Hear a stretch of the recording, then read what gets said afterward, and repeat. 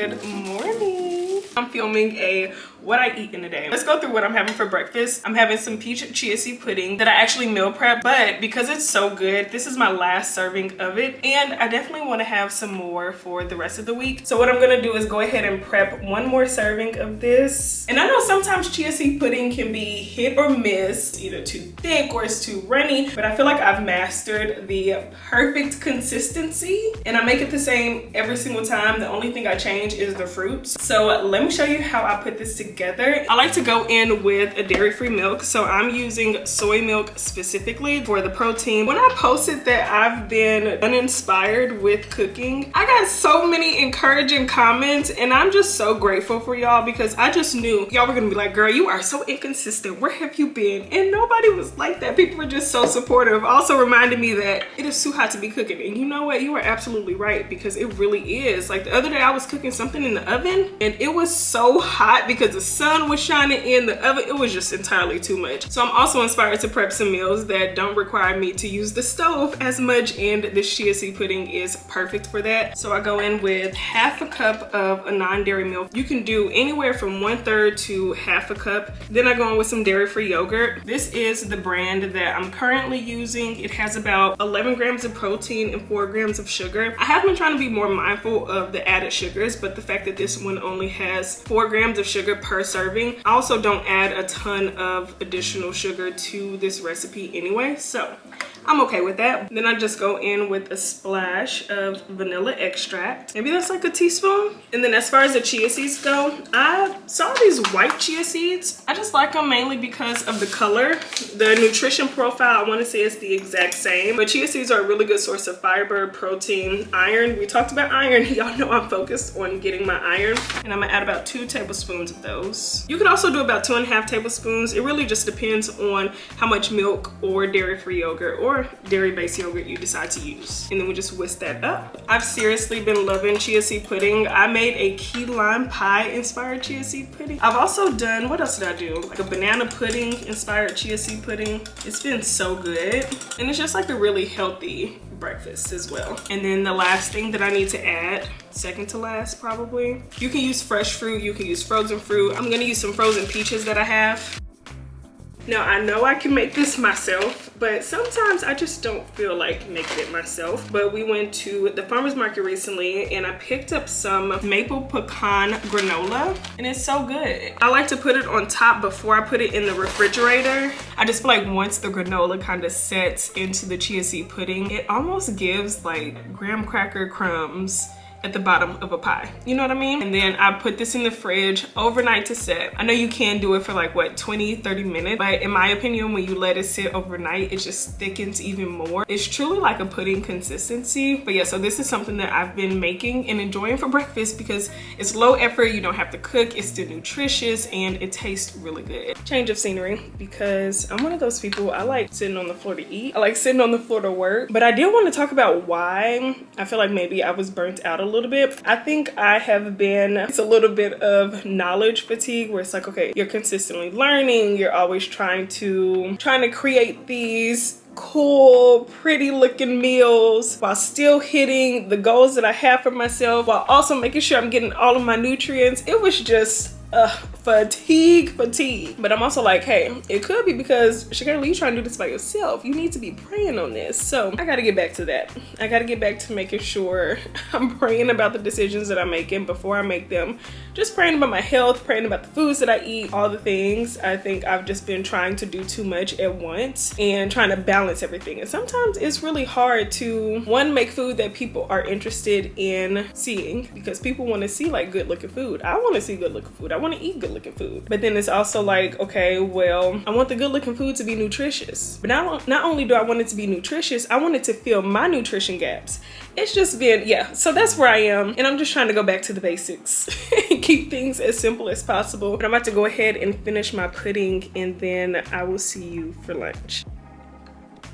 It's time for lunch, and I'm really excited for this because it is a tomato sandwich. Well, it's actually gonna be a BLT, but the star of the show are gonna be these heirloom tomatoes that I have. They're just so beautiful, and I cannot wait to cut them open. And so I do have some lettuce, which I have here in an ice bath because it was I didn't store it properly. Pro tip, so if you have any leafy greens that maybe you didn't store properly, you can give them an ice bath and let them sit in there. I would probably say for about 20 minutes or so, and they should start to firm up. So that's a good way to kind of revive and bring more life back into leafy greens that you might not have stored properly. Then I also have some bread. The bread that I'm gonna be using is sourdough bread, but it's not just any sourdough bread. This is forbidden rice sourdough bread. I have a red onion that I'm gonna slice up. So I recently joined a CSA, which is a community, oh my gosh, I'm going to butcher this.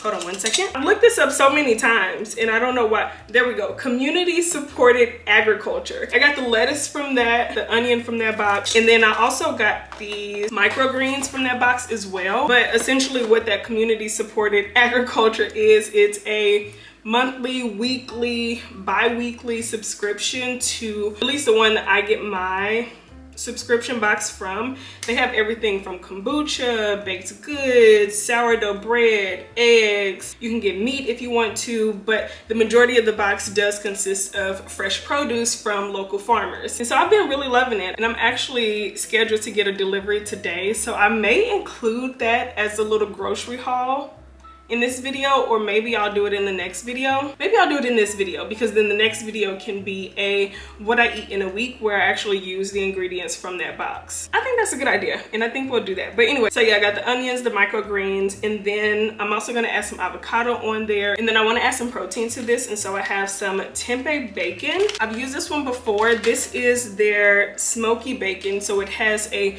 bacon inspired flavor to it. Let's go ahead and put this sandwich together. I'm about to toast my bread and we'll go from there. And I actually already cooked up my tempeh bacon. All I did was cook it on the stove with a little bit of olive oil. I added a splash of liquid smoke and coconut aminos, because although the tempeh bacon is flavored, it's not flavored to my standards. And so I like to just add a little something extra to it. Obviously not required, but it's just something that I like to do. Okay, first up we have the tomatoes. I'm gonna go ahead and slice those. Oh, this is so pretty. Oh my gosh, this is gorgeous. Now for the yellow one. Gorge, gorge, gorge. And of course we have to season these up a little bit. I'm gonna add some black pepper, a pinch of salt. This is just half an avocado because I used the other half. It's not the prettiest avocado, but it works, okay? Perfect, that's done. Now for our onion. This is a good onion. And that's really all that we have to cut up. Now it's just a matter of assembling. So I have my toasted bread. I'm gonna add down a little bit of mayo. And I'm gonna add some lettuce. I have the tempeh bacon, onions, tomatoes. Okay, then the avocado. I almost forgot some of those sprouts. Oh, this is gorgeous. And I do like wrapping my sandwich as if I got it from a sandwich shop. So that's why I'm doing all of this.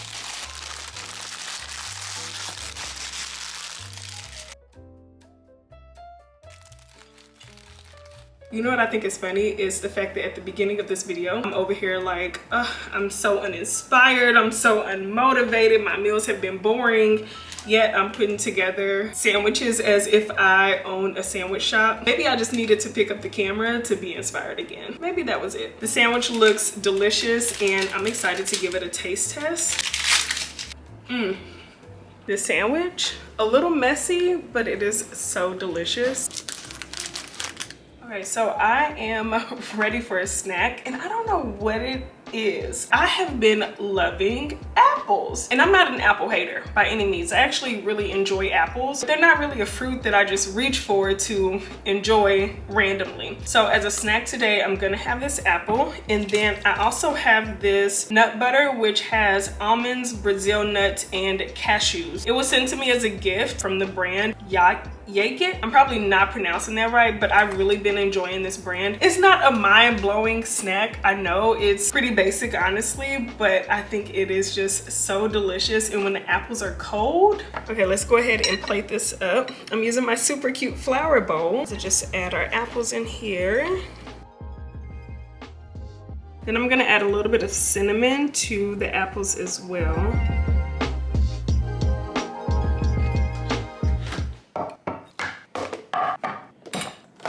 time for dinner, and honestly all I got is 15 minutes of me. So we're about to put together a little poke sushi inspired bowl, and it's gonna be good. This is honestly my third time making it this week, so that's how I know it's gonna be good. Let's put this together. Here I have some fava bean tofu. I literally used the other half of this for this exact same bowl yesterday, so I'm about to cut this up,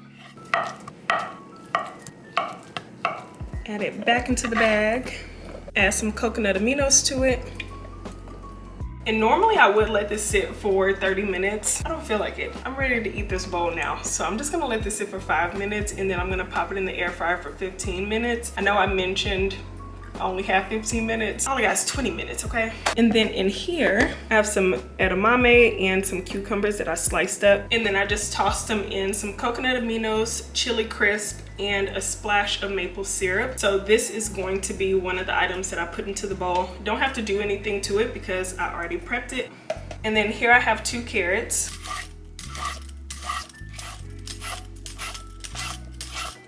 Okay, it's been about probably a little over 5 minutes, and I'm about to throw the tofu in the air fryer. And while that's in the air fryer, we're gonna put together a bowl of the carrots.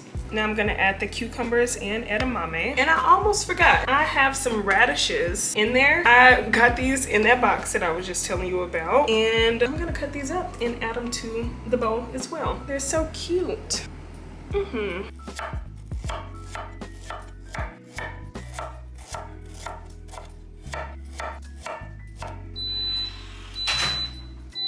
That was perfect timing. Oh my gosh, this tofu looks incredible. When you see this, and I didn't do anything to it really. I just put the coconut aminos, as you saw, sprayed it with some oil.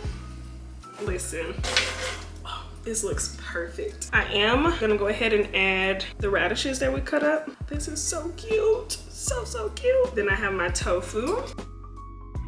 Doesn't that tofu look so delicious? I'm also gonna add some kimchi to this bowl. It is what was available in my local grocery store. As long as it's in a glass jar and has decent ingredients, I'm not picky about the kimchi. Maybe I should be, I don't know. Also, remember I was mentioning that I was getting the grocery subscription delivered today? It's not coming today, it's coming this weekend. So I'll have to include that in next week's video for sure. But let's go ahead and add this kimchi on here. And I also have some green onions.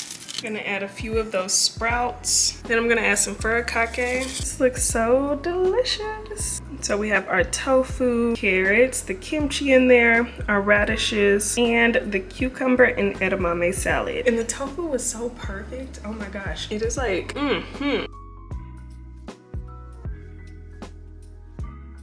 I'm gonna have it with some seaweed. And the way that I've been doing it is I would just kind of load up each of these sheets with the tofu, the carrots, the cucumber and edamame salad. I was putting together a sriracha mayo where I would do a splash of maple syrup and some plant-based mayo. However, I'm all out of mayo because I used the last little bit that I had on the sandwich from lunch. So won't be doing that. Maybe I'll add some sriracha. Probably not, because between the kimchi and the cucumber and edamame salad, it's already spicy. The sriracha is just gonna make it even more spicy. Trying to get the edamame. Okay, there we go. Got a couple pieces in there. I'm gonna add some of that tofu, some of the kimchi, a radish. I'll probably just eat the carrots. I wish I had some more plant-based mayo so I can make the spicy mayo, but it's still good, but that would definitely just take it up a few notches.